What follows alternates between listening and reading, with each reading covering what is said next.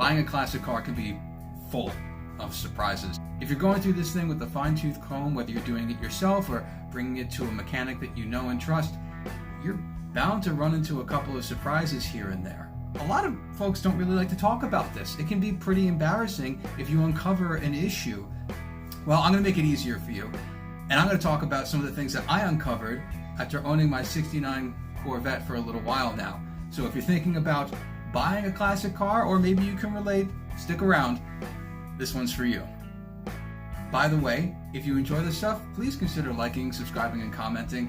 It really means a lot to me personally, and it really helps my channel get started because I'm totally new to this. Thanks so much. All right, so let's just start with the most obvious stuff that was untrue, and that was the horn. So when I was going through the car and talking with the seller, I asked about the electrical features because I wanted to make sure that most, if not all, of the electrical features on the car worked, and that brought us eventually to the horn. Now, I asked about the horn to the seller, and the seller said, yeah, it works, but it's intermittent. It'll work sometimes, and then it won't work other times. And sure enough, while I was sitting in the car, I was pressing the horn button, and yeah, it wasn't working at the time. I could hear the clicking of the horn relay, but no horn sound. So at this point, I actually had to really dig out my test light and start digging into the circuit for the horn itself and start going through things systematically using a wiring diagram and all that. And that led me to the horns themselves. And what I pulled out was just like the worst. It was really sad. What I pulled out were these plastic chrome-plated, just awful universal horns that were probably bought at a Walmart like 20 years ago. They looked really rough. But worst of all, they weren't ever wired correctly, like at all. There was no ground to the horns themselves, so electricity could not flow through the horn. So it's not that the horns worked intermittently, they never worked, period. So that was a lie. All right, whatever. So I decided to test the horns and apply a ground to them, and when I did, they sounded like this.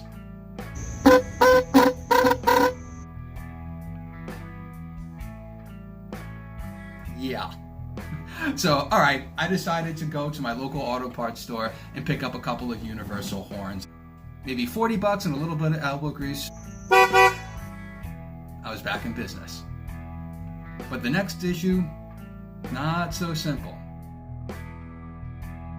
So I noticed that the car was running a little bit rich, and I could tell that because the car smelled a little bit like gas, and it could probably benefit from some fine tuning. Well, when I dug in a little bit deeper, I found that not only was the carburetor covered in varnish, but the gaskets that actually sealed the carburetor together were saturated with fuel. It was time for a rebuild. Now, these cars came with quadrajets, all right? It has it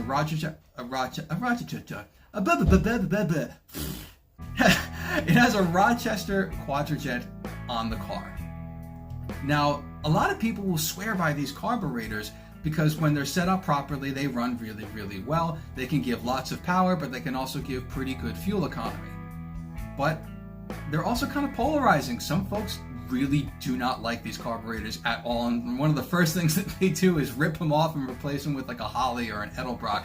So let me know in the comments, what do you prefer? Do you like Rochester quadrajets, or do you prefer to use a different unit? Have you ever had experience rebuilding a quadrajet, tuning a quadrajet?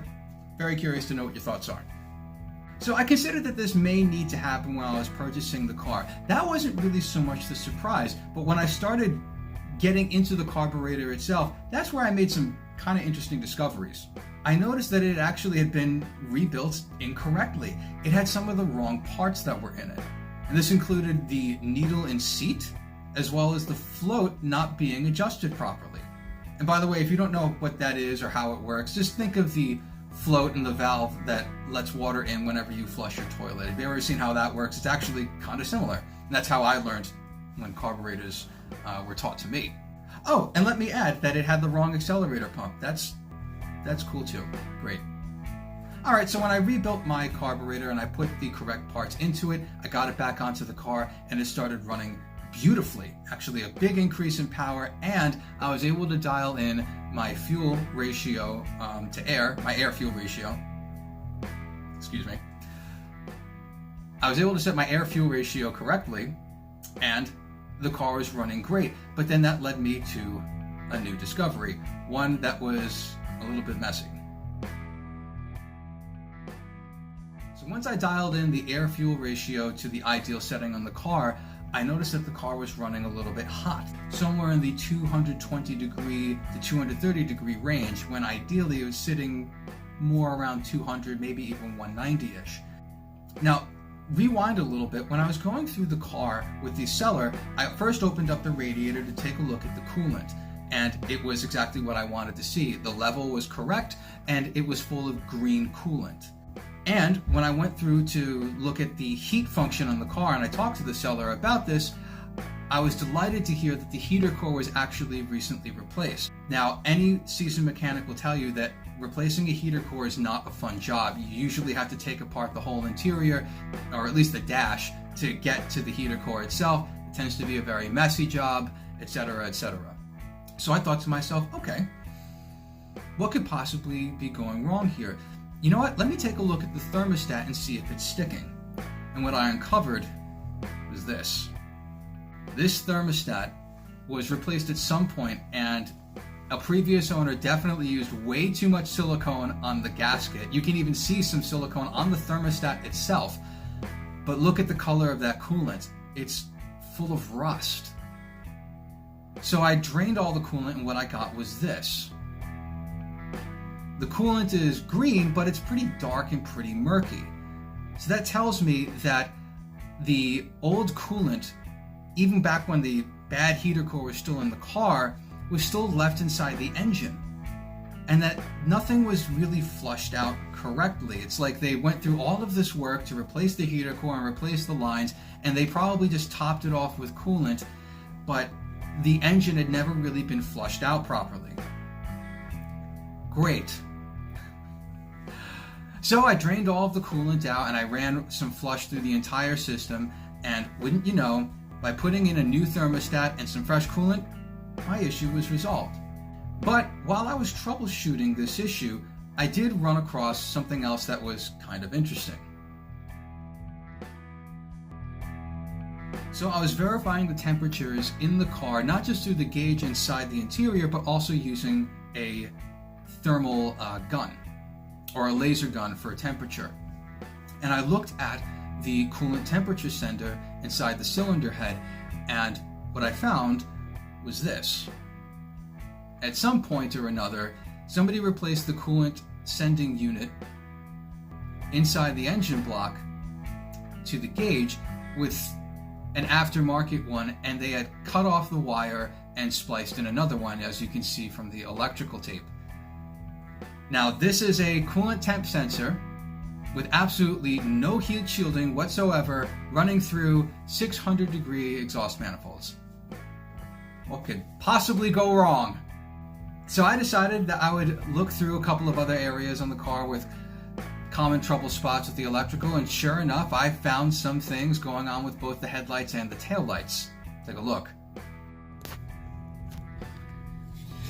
Oh, what's this? It's just flopping around in here. Just swinging in the breeze. This little electrical connector. Oh, that's good. I think it was supposed to go over here. Oh, that's great. Just swinging in the breeze. I'm gonna tuck that back over here or something for the time being. That's good. That's great. Extra parts. We didn't need that anyway. I think I figured out why at least some of the fiber optics aren't working. Hello, friend.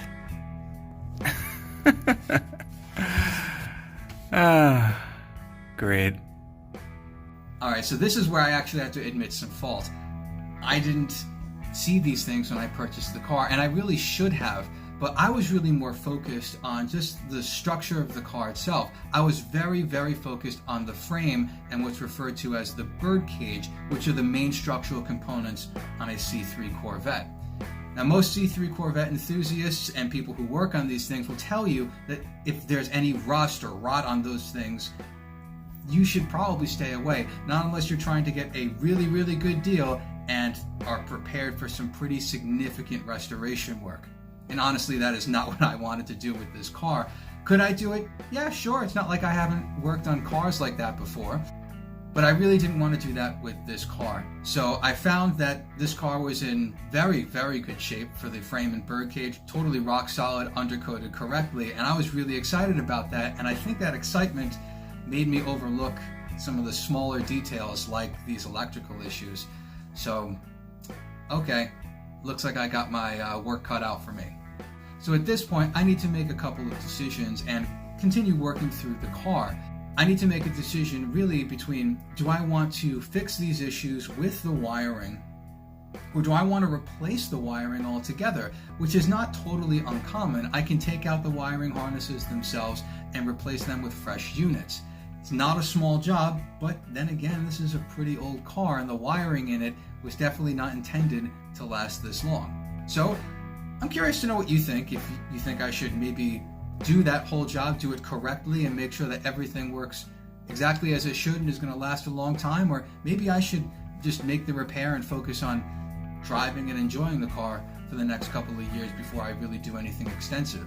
If you've ever done something like this before, please let me know in the comments below. I'd love to hear your feedback because I learn things from you folks, honestly, all the time. I continue to get new comments in each day, and it's pretty insightful, so let me know what you think. So if you've made it this far, thank you so much. I really appreciate it. And again, please do consider liking and subscribing. It really, really helps my channel take off because I'm just in the early stages of doing this, and it really means a lot to me personally. And don't forget to comment too. I love chatting with you folks. It's really a lot of fun. So be sure to stay tuned for the next video. Hit me up in the meantime, and I can't wait to see you soon.